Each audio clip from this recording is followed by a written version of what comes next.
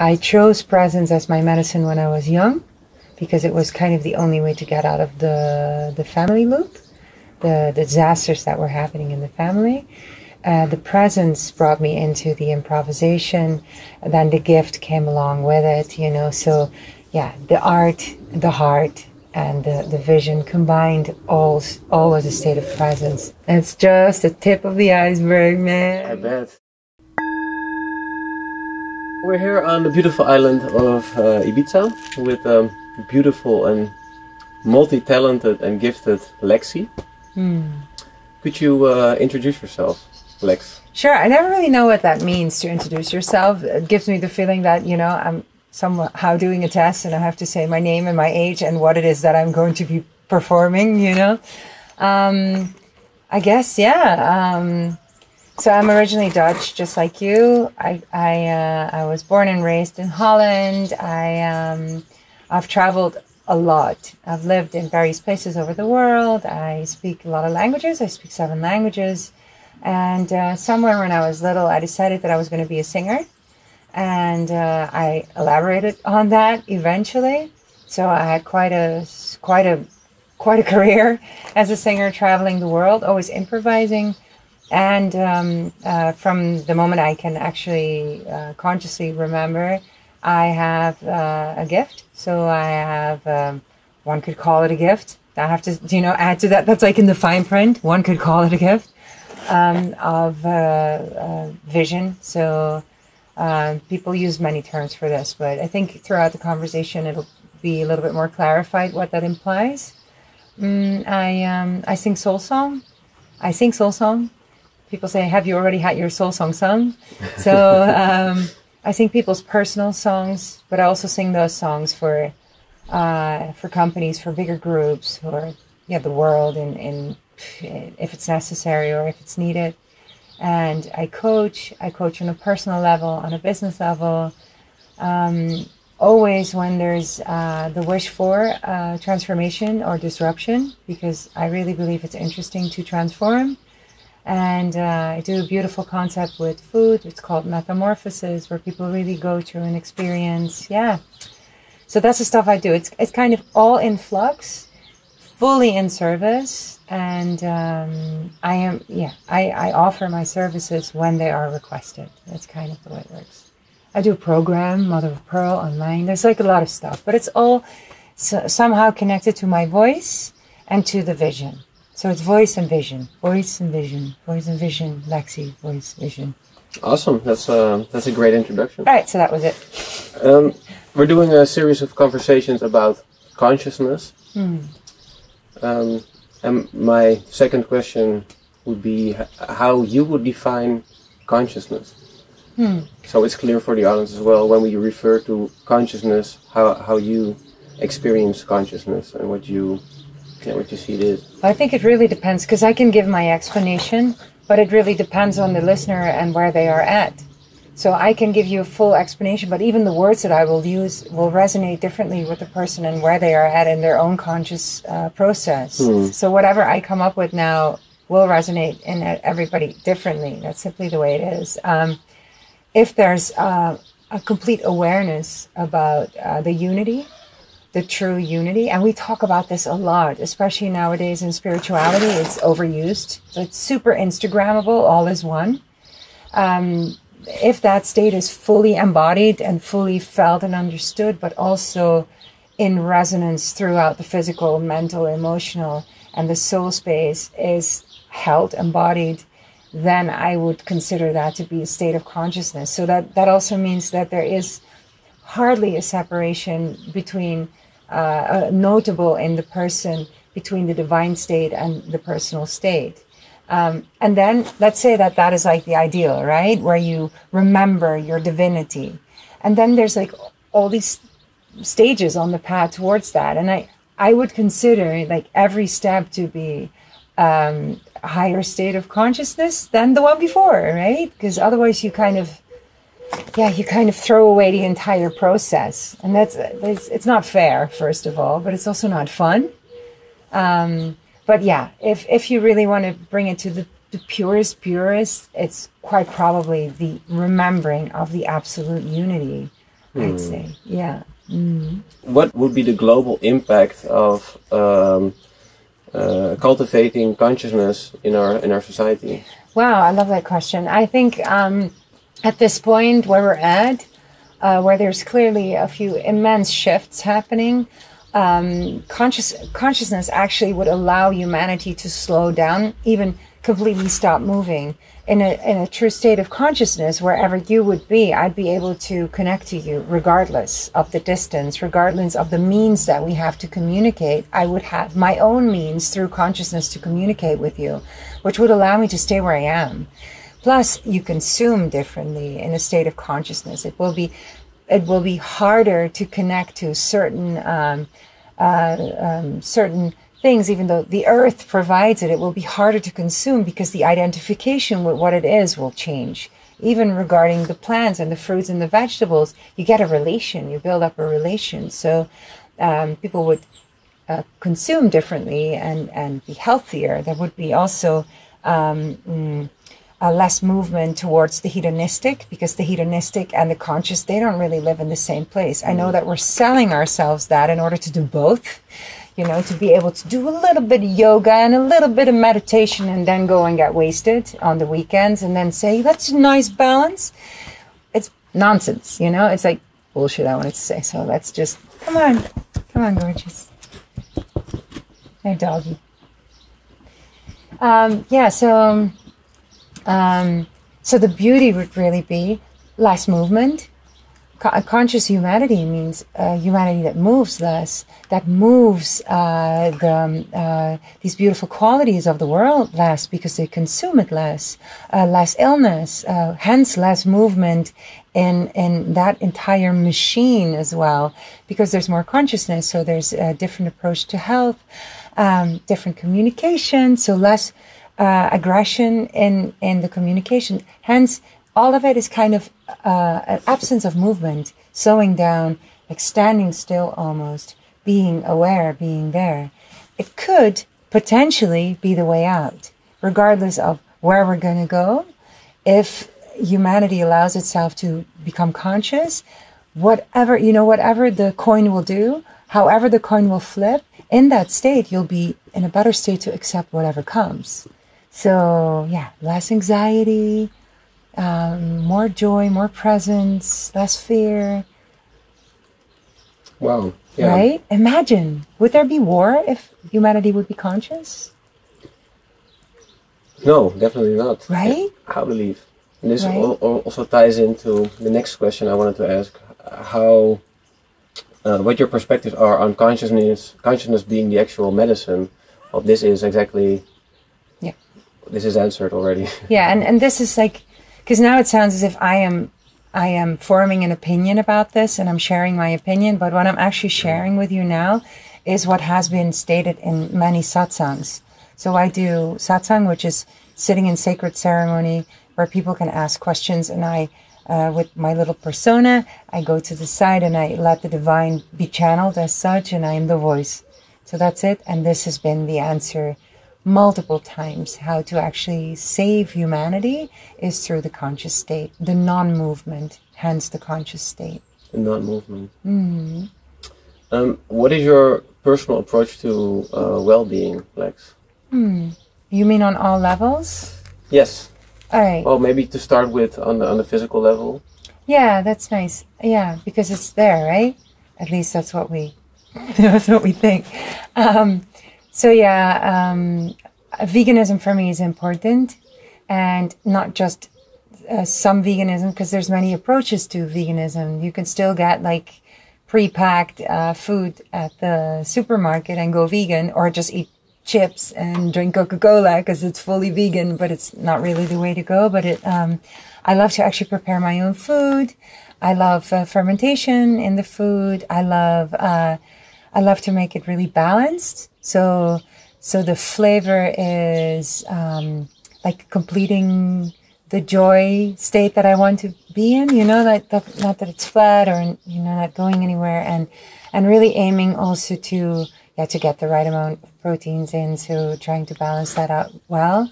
I love kombucha. I absolutely do not drink alcohol.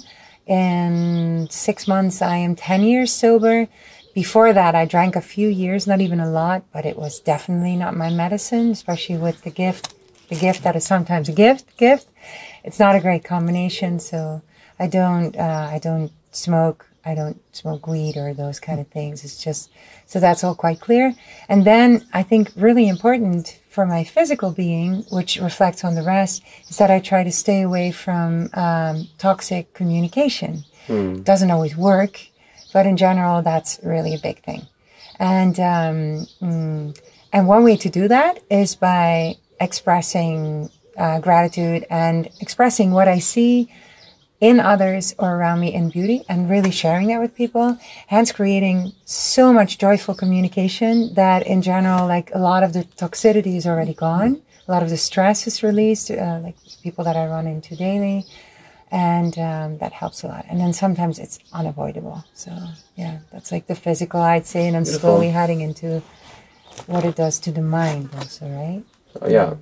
So a vegan diet, on a conscious diet on all levels, and an attitude of gratitude, especially in your communication. Yeah. And then I would say second layer might be the mental or emotional state. Yeah, no, How it's do like, you... so it's like the attitude of gratitude. That's true, but I really compliment, like, if in your case, you have these eyes, I mean, this color, it's really mesmerizing. I mean, probably everybody sees that, but it's important to tell you. So you have these amazing eyes, you know, and not make it a thing, but actually just tell you like this, like, your eyes, man. And I do that all the time. So, and not only superficial, like, you have beautiful eyes, but, you know, like, really point out, like, I don't know, there's a glow about you. Wow, your smile, and not fake it. So if it doesn't come up naturally, I don't go and make stuff up, because people feel that, you know, they'll go like, okay, you know?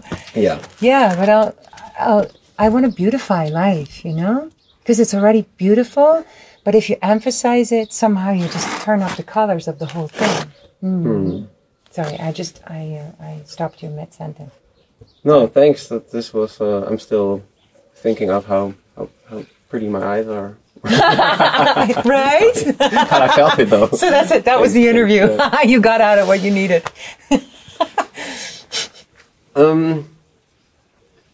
What do you think we can do to keep evolving, both individually as collectively? What kind of practices or ideas on evolution in the broader sense, actually? Yeah, I understand. So it's what we sadly have been going through as a society is a desensitization. So humanity is desensitized due to capitalism, the way we have been brought up as well. Education is not exactly bringing you closer to your nature.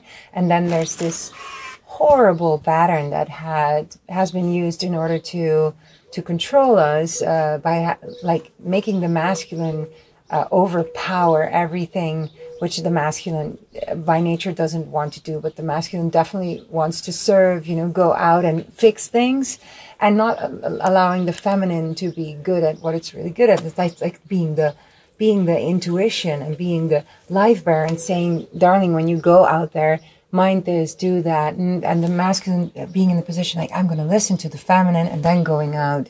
So there's women behaving like men, there's men behaving like women, everybody's confused, and there's a lot of that. There's a lot of disconnect, and so in order to move away from that desensitization and from that disbalance is to slow down your life.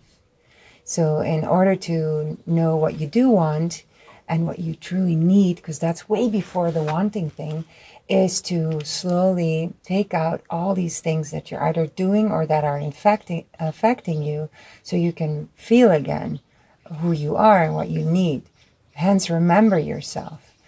That's like before you start doing all the other things. Meanwhile, you can do it at real time, like sit down, meditate, do yoga, you know, like you have all these experiences. But it's important also to make sure that you slowly eradicate a few of the things so you can remember. Remember who you are. Remember who you are as a man, who I am as a woman, how we relate to nature. So going out in nature in order to remember the connection, remember yourself in that connection. Slowly removing toxic communication so you can slower down the rhythm, the pace of your life, and not be in this state of anxiety, like what's coming, what's the next thing that's going to impact me, which keeps you away from sitting down and saying, wait a minute, I'm hearing a voice in the back that's saying, I'm here, I'd love to come back and embody you completely. So, yeah. I also really believe that somehow this whole blaming and shaming culture, which I think serves the society that we're in immensely. So it's being pushed, the narrative, the feminine blaming the masculine, or shaming the masculine, even worse. Different ethnicities doing the same thing with each other and calling each other out for anything. While not actually having the dialogue, because it's not the dialogue that needs to be expressed, the anger needs to be expressed. That's one of the things we also slowly have to move away from. It just physically, but also emotionally, it just keeps you away from solution. Dialogue. We have to talk about what we do want. And in that slower state, in that conversation that we can have, slowly define, from this, what I am and who I am, I could offer this, and I really need this. Do you have that? How can we generate that, and then slowly move in that direction? And evidently, the oneness in that, the truth that all is one, which nature knows, where we think we are overpowering nature somehow, which I find hilarious that we think that we're smarter than nature. They are sorting it out. I mean, to me, nature looks pretty sorted, right? So it's humanity that's like. But anyway, the moment you remember the oneness, we're probably going to have easier dialogue. Yeah. Coming to transformation. What does transformation mean to you, and how can we transform ourselves? Yeah, it's a fascinating question. And just before we started the interview, I said it's always such a moment in time. And now you ask this question, and transformation means so much to me because I know it's inherent to who I am. I'm a catalyst, so people, even when I enter the room or enter a space, already something happens with the people that are there.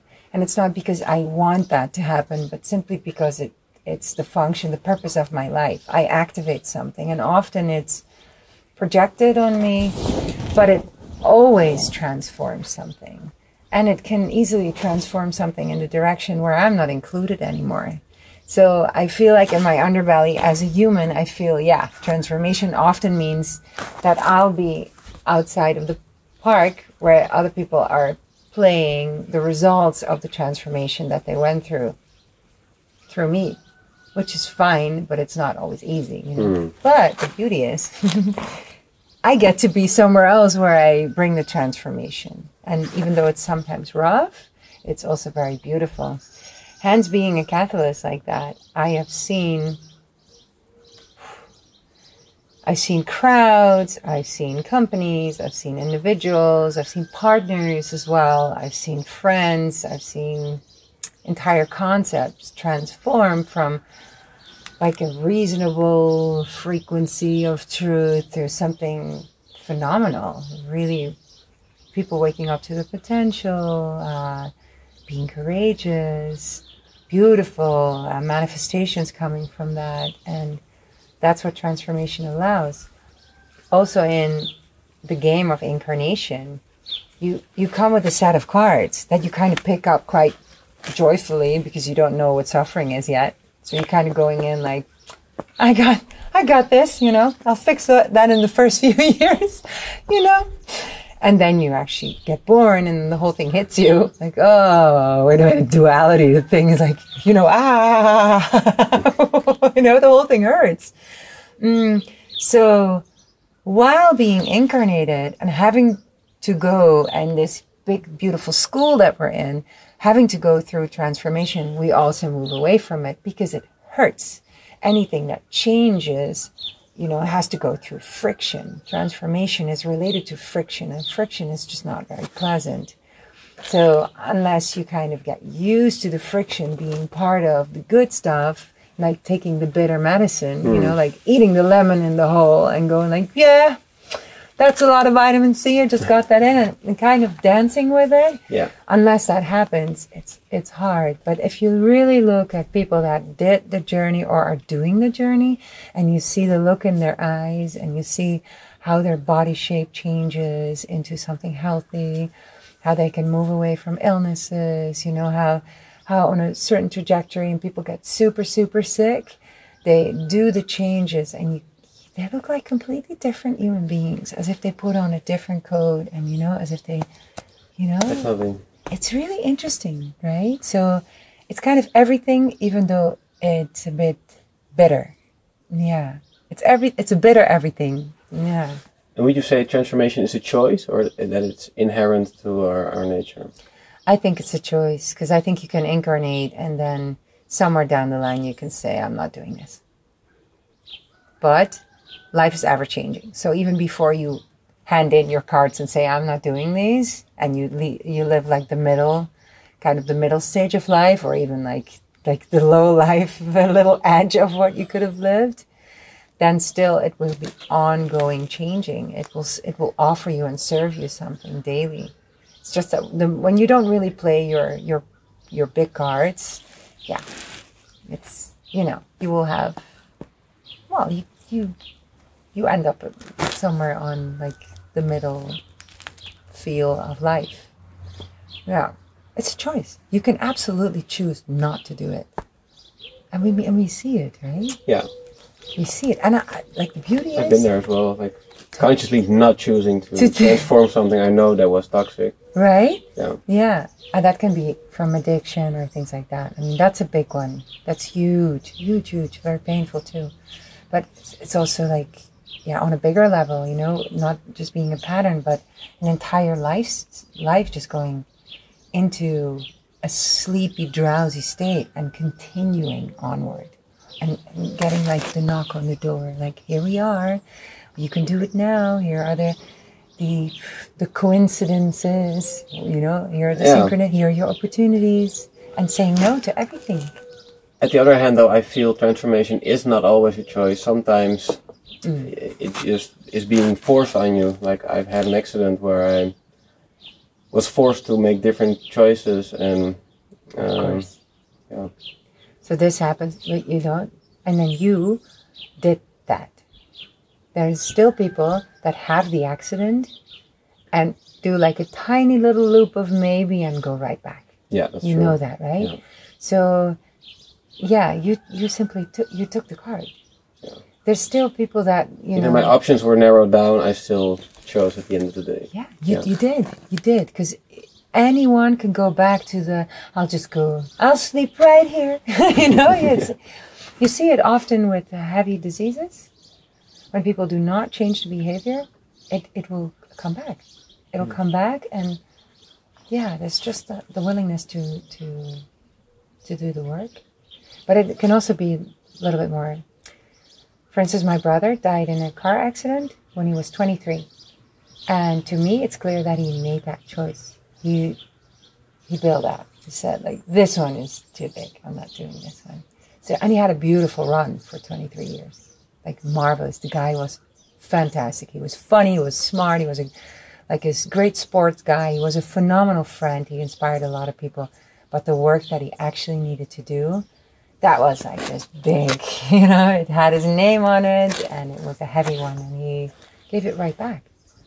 So also, yeah, we also make soul choices, what the soul says. I know I chose this one when I did this incarnation, but I'm giving it back.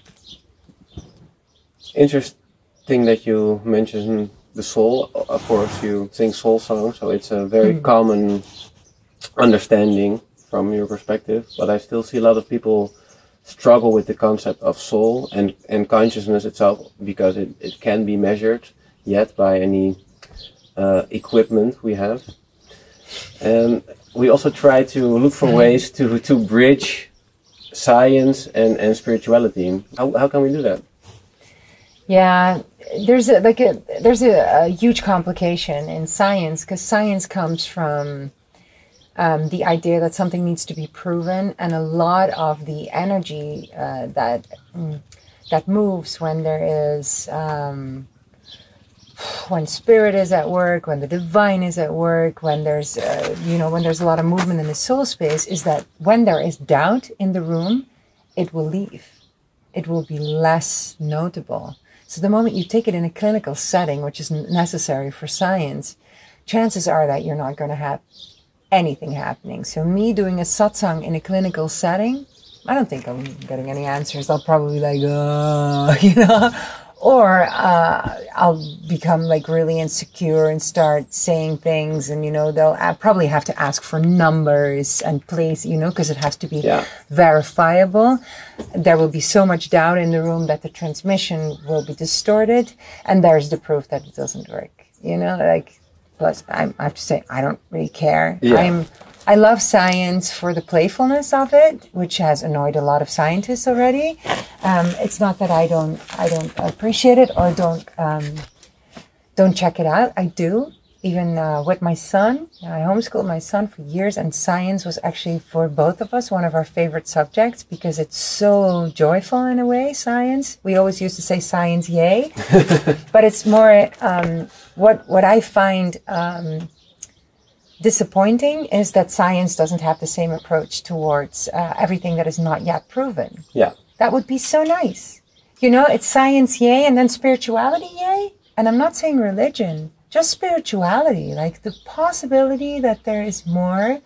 Because at a certain point, years ago, the multidimensionality was proven through string theory. I was young, and I was like, there we go. I was celebrating that moment. But it means... it still is like virtually nothing what they proved. And, and it would be just really nice if someone would actually explain, like, we have to have full trust in the room. And then we could start maybe measure the size of soul and measure the presence of source and see what happens. Make equipment for it. Open-minded. Yeah, I believe these things are all happening now. Right? There are already so many new forms of science that are rapidly catching up on the old paradigms, with purely the fact that the observer can influence the thing it observes already proves so many spiritual concepts. Yeah. Yeah. Totally. And then we have the placebo effect where it shows that you can change your whole physiology by the quality of your thoughts. Yeah. And instead of making that the big thing, like, okay, so placebo is a real thing. They just go like, here's the medication. Yeah. What kind of healing tools do you use for yourself? I know that when I sing Soulsong for others, that I get part of the medicine. And that's not to be underestimated. It's really huge. I think that's the majority. So Soulsong, the satsangs as well, the information given. I use breathing. So I do breathing sessions. I use meditation. Food, as I just explained, it's like a healing tool. I aim to laugh a lot and be amongst people that I like a lot, because that really does me a lot of good. Let me think. I just have to go over my list. The stuff is that I do.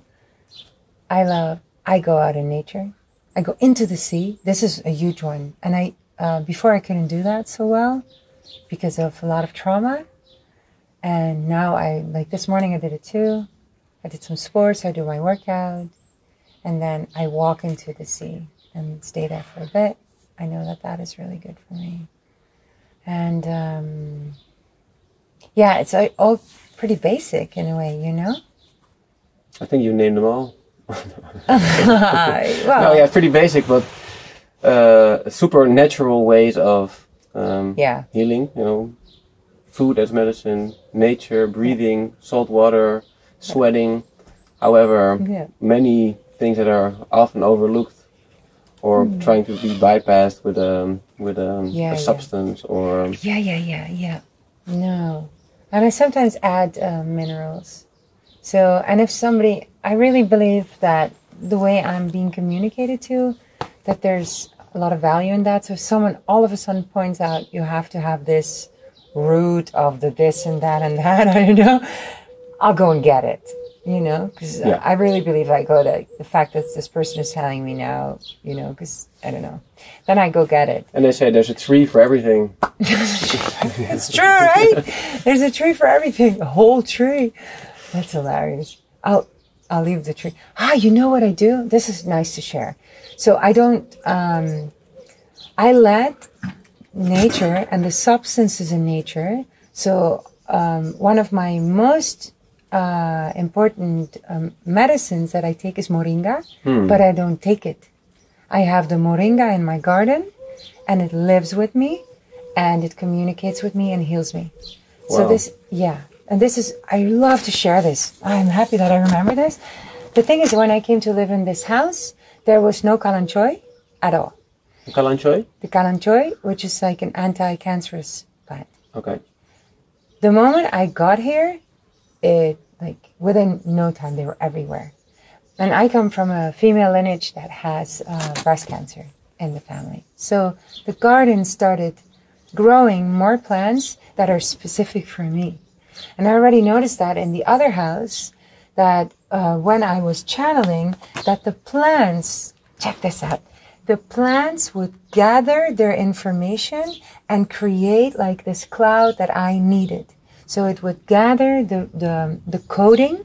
I use the word code a lot. It would combine the coding and bring that to me without me having to take it. So this is, because it puzzled me for years. I never understood why we had to take a plant, you know, that was just in full bloom and fine, really, and take parts of it and dry it and crush it and like do all these things while they're growing next to us. And then through the channeling, I understood literally by seeing them combine, and so loving, the pine going like, oh yeah, we have some properties that she really needs, you know, with the kalanchoy going, yeah, she's from that lineage, let's bring in some of the anti-cancerous noonie, I don't know, you know. So they really have this, and then they bring the menu, you know, and they just offer it. Yeah, so interesting.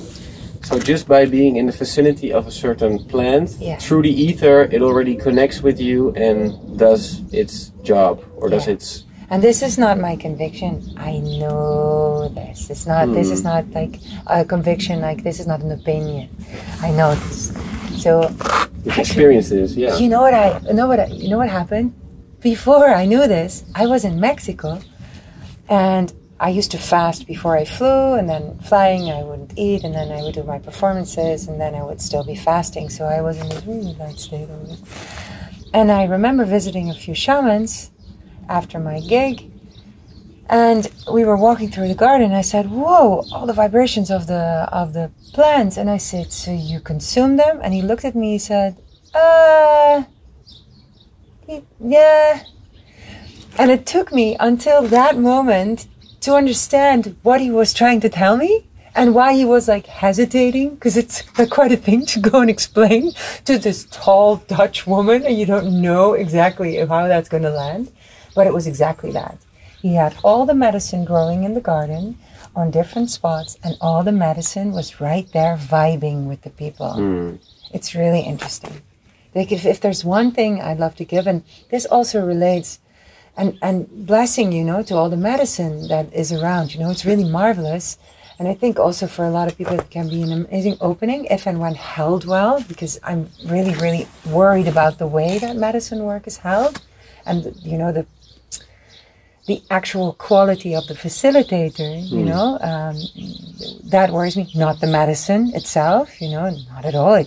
But maybe also how it's been cultivated, with what kind of intention, already plays an effect on, you know, what it can do. But sure. Elaborate some more, please, on the... Sure, but I would say it's really interesting, also having channeled the medicine, the most often used medicine, having channeled their spirits, and having spoken with their voice, and having experienced what they actually do, they arrive to me.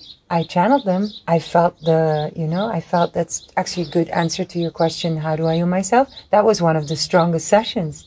That was a session of a few hours, and I had all the medicine, and definitely there was no medicine in that place. Yeah. So I'm trying to say, like, imagine if you know, sure, you can do your journey, but then try to have the journey without having to do like the substance, or try to have the food experience without eating all of our beautiful resources, you know? That's a great advice. In a sense, these teachings, these plant teachers, plant medicine bring are frequencies which you can find yourself without the substance and have the effect. Totally. Yeah. Absolutely. And I mean, I'm also a little bit spoiled. I'm sitting here in this incredible garden, being surrounded by nature. I'm not saying that somebody else put me in this garden and is fixing it for me, so I fixed it myself, but still, I am on a very, very conscious island, if you are on certain spots on the island, on a very high vibrating island in nature. So I get a huge opportunity to verify this, whether that actually works, and then it's confirmed.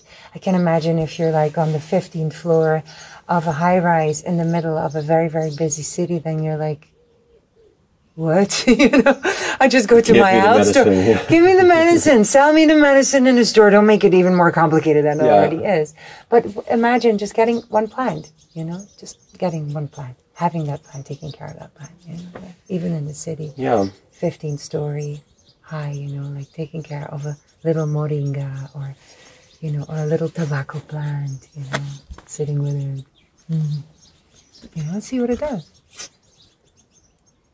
Super interesting. Cool. Yeah, just one thing I wanted to say about that is the often remembering a certain experience or lesson you had from working with a plant can already bring back that frequency and reactivate that healing ability. I completely. It has to be true. So anchor points are so important to create when working with substances or medicine, to, you know, to write something down or to the only thing, and I am going to put it out again, like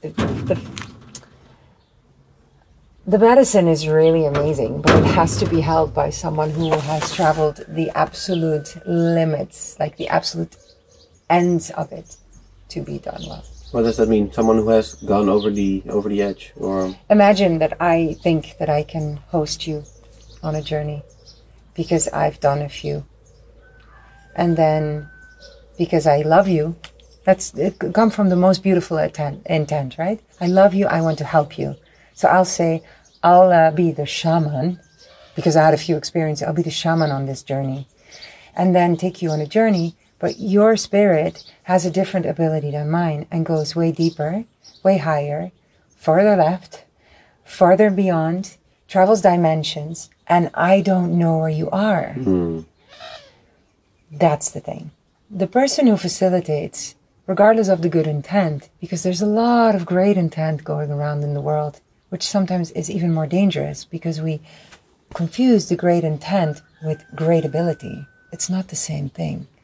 The person who has to guide has to have been all the way and beyond to the spaces and the places where that person can be sure that you will not have to go, in order to not hold you back, but guard the perimeter in there, you know, in the furthest of the furthest place. And that is something that in the West we underestimate, not because we never had these people, but because these people are simply no longer alive. They were eradicated from our cultures. But some of them exist, you know. It's just that we're not all that. And more profound, connected to the source code cultures, they know that it's a specific person that does, you know, has a specific profiling, and with that specific profiling gets the book of rules, and with the book of rules goes and studies, and then it's the same love, and it almost looks the same, but it will be at the border of where you need to go, standing there, holding space for you.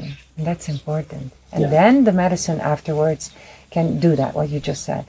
Then it can come back in any other situation. You don't even have to take it anymore. And it will go, hey, nudging you like, this is that moment, right? And then you feel it. You can really feel it. But it needs that alignment. And that alignment only comes from really good guidance.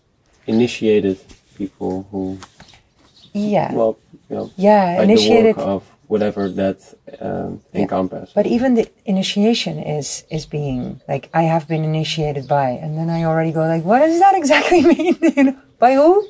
Yeah. And then it's by Auntie, you know, Gertrude on the 3rd floor of the.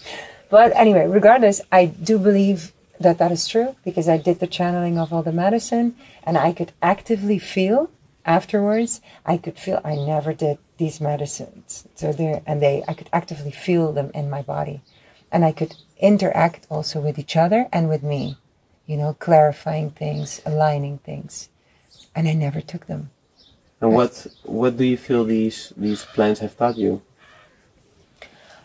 So the purpose of that channeling was that for a facilitator that actually is she's a phenomenal facilitator with medicine, explained what the actual deeper purpose is of the plant, what their identity is, and how they relate to humanity using it. So that was a really profound channeling. So I can answer this question, but the purpose of that channeling was not for me. So this kind of also answers another question that you asked before. What is my medicine?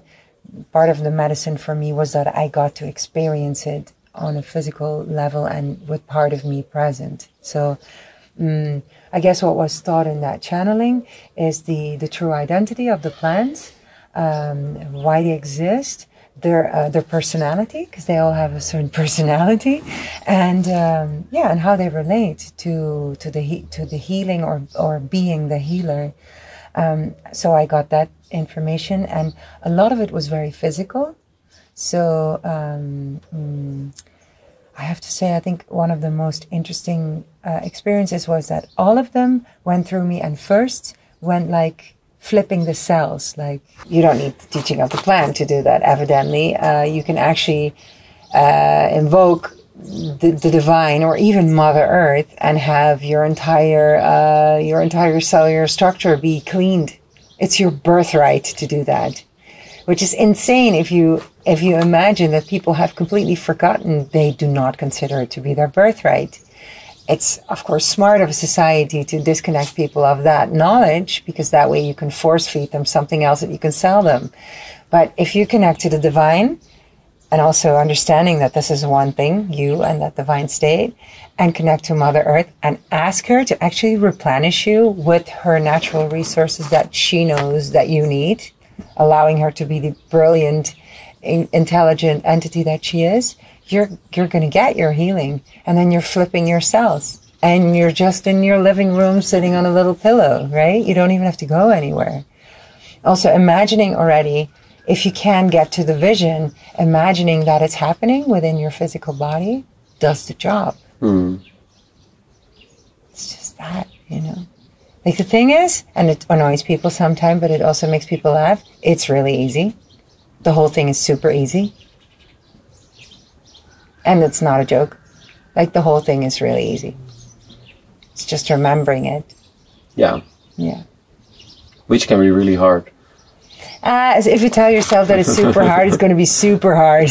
Yeah. So that idea, that thought is kind of in between you and having like the super. From my own experience, but sometimes I find it and I go, "Oh, there it was. That was really easy. That's so easy." Yeah. Like, yeah, you were looking for the tamari in my kitchen today, and it was right in front of you. Yeah. Yeah. It's that easy, really. Yeah. It's not even in front of your nose. It's within you, which makes it even like, wow, you know, like, really? Yeah.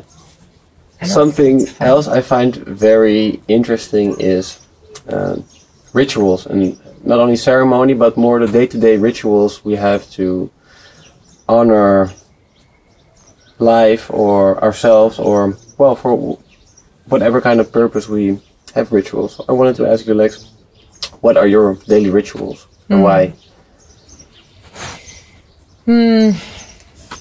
So, my place is like an entire altar, like the whole house, from the very gate to the very last little bit of the yurt. Everything has a specific place, nice and OCD.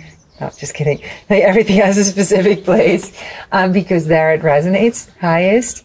The stuff talks to each other. It talks to me, but it even talks to people that walk in that are not so sensitive. They go like, You know, like they feel like they're in Alice in Wonderland and something is happening. So maintaining my space as an altar of beauty and life and connection, and yeah, that's one of the rituals. The physical cleanse is a ritual. I have an altar. I have an altar within the altar, which is tiny, but it's very precious. And it comes from Indian tradition, which is in a way weird because I don't really do any religion specifically. But it's Ganesh, and Ganesh is super welcome, and Ganesh is joyful. He's also connected to my son, who really comes from the island of Bali. You know, his father still lives there, and he did his first parts of life there. And so I have that, and I honor it with fresh water and with fruit, and I put money on the altar, even though it's ridiculous because it's the whole ridiculous paradigm. So I do the whole funny thing about it, and then I have to say, I think the rest is very much in flux. So my state of being, and hence also the way I survived, but also what I later understood is my great teaching to others, is that I am present. So my ritual is being here and sharing what I have to share and being at service. So my life state, I think, is a state of continuous meditation, even though it doesn't appear to be so always, because I can appear very present. But I think I'm in a way in a state of meditation continuously. And in a way, it's a ritual ongoing, with beautification, with creating connection, with creating healing, with sharing whatever I have been given, and doing that as consistently and ongoing as I can.